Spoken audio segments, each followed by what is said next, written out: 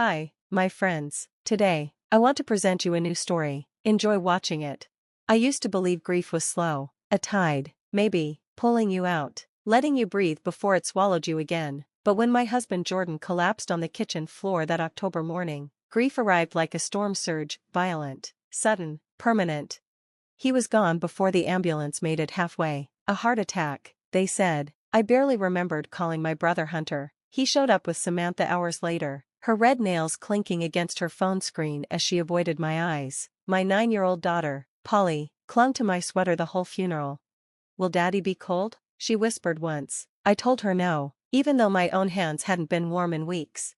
2 months passed in a haze. I moved through our apartment like a ghost, laundry undone, Pi's homework forgotten, dinner replaced by crackers. The only sound in our home was her voice trying to stay brave. That's when Hunter suggested it, Great Smoky Mountains National Park. "Erica, a weekend away, just family, you and Polly need this." I said nothing. Samantha chimed in, "You can't grieve forever, you know, fresh air heals." I nearly slammed the door, but Polly tugged my hand. "Can we go, Mom, please?" I agreed. Saturday came wrapped in mist. We loaded into 2 cars, Hunter and his wife Samantha in their Subaru, Samantha's parents in the aging Ford Escape. Polly sat in the back seat next to her stuffed elephant, humming a tune Jordan used to sing. The deeper we drove into the Smokies, the quieter everything became. Cell signal faded, civilization fell away behind trees painted gold and red. I tried to tell myself this was peace, not isolation.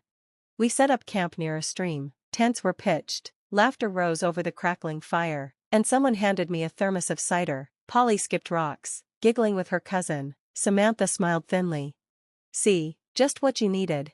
I nodded, forced polite. That night, as we sat under the stars, I caught myself almost smiling. Hunter told a joke. Samantha's father roasted marshmallows. For a breath of a moment, it felt like family. But the wind changed just before dawn, a shift in the air I couldn't explain. I wrapped my arms around Polly tighter inside the tent. I didn't know it yet, but this was the last night I would ever trust them again.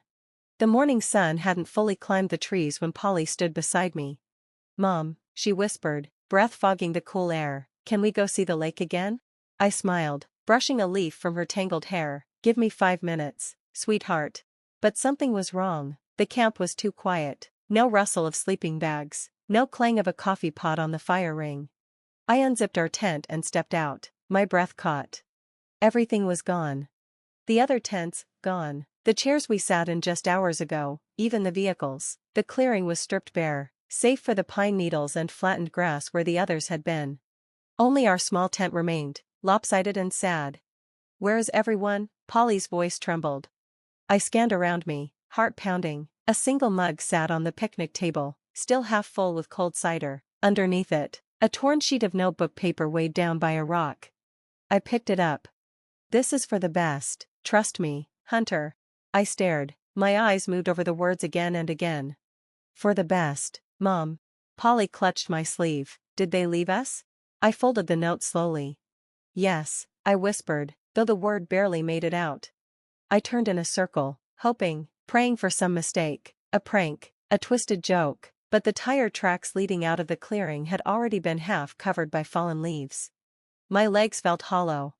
No food, no phone, no map, I murmured aloud. "Why would they do this?" Polly asked wide-eyed. I crouched down to her level, brushing a curl from her cheek. "I don't know, baby, but we're going to be okay." It was a lie. I opened my backpack, 2 protein bars, a water bottle, and an old compass I hadn't touched since high school scouts. It felt like nothing. It was nothing. "What followed the stream?" I said, forcing calm into my voice. "It might lead us to a road or a ranger station." Polly nodded, trying to be brave. As we packed up what little we had, I felt the trust inside me shatter like glass. Hunter hadn't abandoned us, he planned this. And somewhere between the betrayal and the towering trees, I made a promise, we would survive. We had to. The forest had teeth.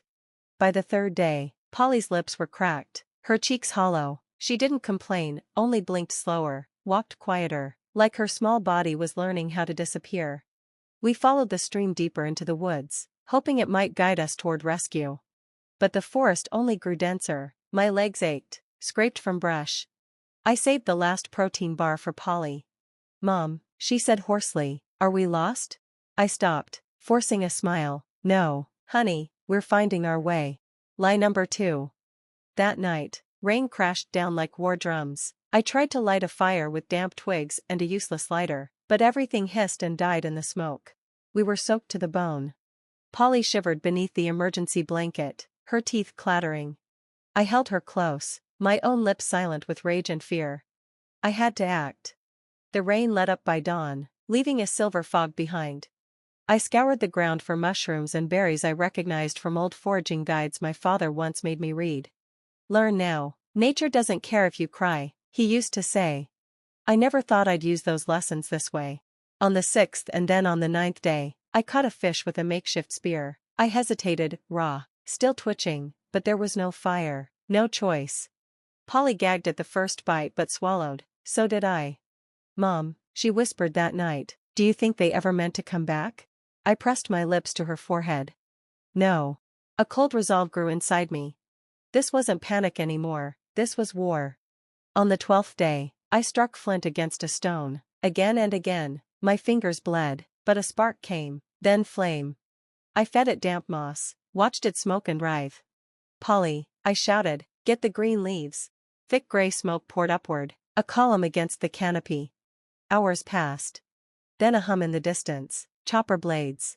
I waved my arms, screaming, here, we're here. The helicopter circled, then hovered, a rope descended, we were lifted into the sky, burnt, bruised, but breathing. But as the forest fell away beneath us, I knew something darker waited back home. Hunter hadn't just tried to abandon us, he tried to erase us. The hospital walls were too clean, too still. After 12 days of wind, hunger, and the crackling breath of the forest, the silence inside made my skin crawl. Polly lay on the narrow bed, and 4 in her arm, her small frame wrapped in layers of sterile white. She was safe, but the war wasn't over. 3 days after our rescue, the FBI arrived. Special Agent Keene slid a photo across the table. Recognize this? I stared at it. Don't look for us, it will be better for everyone. This was submitted with a petition to declare you and your daughter legally dead, he said, his voice low, controlled. Hunter claimed you walked into the forest voluntarily, that you were depressed, that you meant to disappear. I clenched my fists. He lied. He also filed a $1.7 million insurance claim, Keene continued, and used a forged will to seize control of your company. Rage bloomed in my chest. Black Pine Coffee, everything Jordan and I built, had been handed over like a pawn in a crooked game.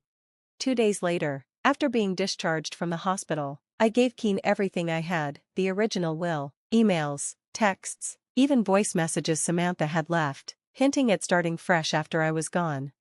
A week later, I stood face to face with them all, Hunter, Samantha, and her parents, across a polished table in the district attorney's office. Hunter wouldn't meet my eyes, Samantha looked bored, her father wore an expensive suit and a fake frown. You really thought we wouldn't come back? I asked, my voice razor sharp. Hunter muttered, you weren't well. I slammed a file onto the table.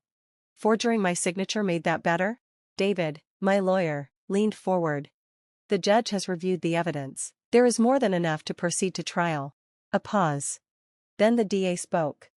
We're pressing charges, conspiracy to commit fraud, attempted unlawful inheritance, and endangering a minor. Hunter turned pale. Polly waited for me outside the courtroom. She looked up, eyes hopeful. Did we win? I knelt beside her.